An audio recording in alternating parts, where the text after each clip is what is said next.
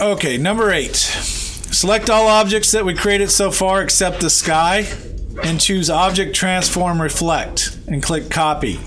Select all, and it selects everything except the background because we locked the background. We're going to go Object Transform Reflect. It's going to be horizontal, so we're going to reflect it along the horizontal axis and click Copy. And then we're just going to move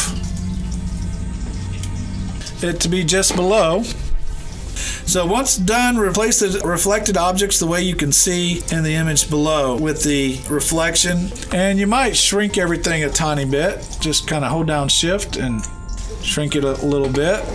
It says reflections in water tend to distort objects, so it would be best if you shrink everything a bit.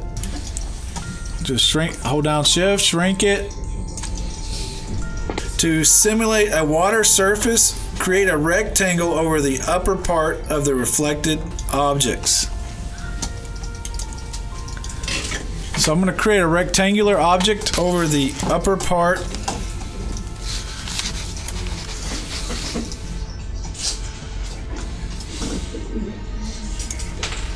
With the gradient panel, fill the resulting shape with linear radiance.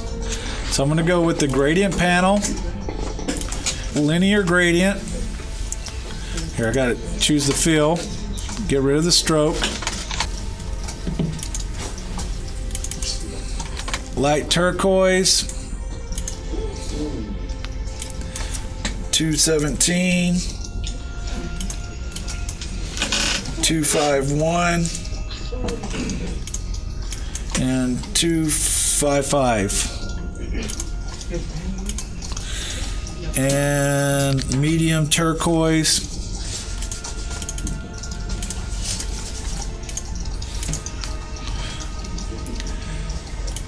zero,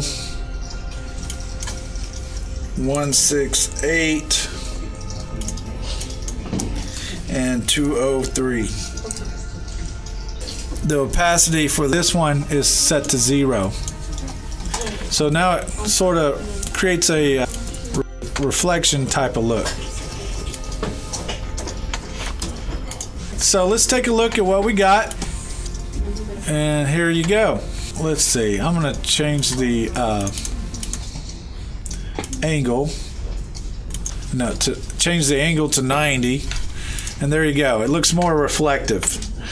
So not too bad. Save a copy of Cloud and Grass and upload it to Google Classroom for a grade.